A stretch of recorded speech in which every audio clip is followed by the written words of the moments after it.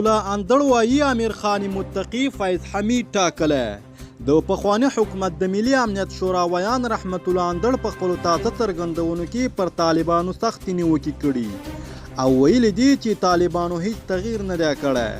اندړ وویل کله چې طالبانو لا هم افغانستان نه ونیولی نو قطر کې د طالبانو د کابینې نوملړ جوړ شو چې هغه کې امیر خان متقي د حج او اوقاف وزیر او د بهرنیو چارو وزارت لپاره عباس ستانکزی د سرپرست توګه ټاکل شوي وو.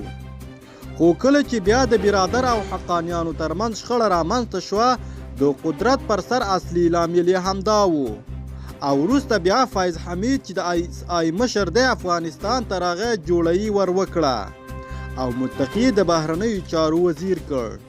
د اندړ په وینا طالبان اوس هم د القاعدې سره پراخې اړیکې لري او طالب په افغانستان کې د ټولو تروریستي ډلو نیټورک دی چې موخه او کارونه یې سره یو دي.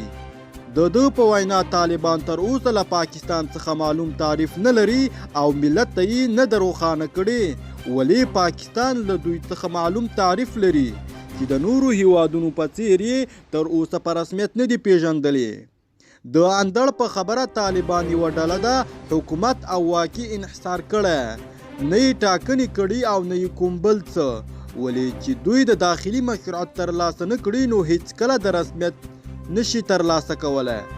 د طالبانو له واکمنۍ 6 میاشتې واوښتې خو تر اوسه پورې هیڅ یو هیواد په رسمیت نه دی پیژندلی. طالبانو په کور دننه کې تر اوسه پورې د خپل داخلي مشروعیت هڅه هم نه ده کړې. دا ډله څه غواړي یو شمېر پخواني سیاسون اوسني بحران پای ته رسېدو لپاره د لوی جرګې جوړېدو غوښتنه کوي.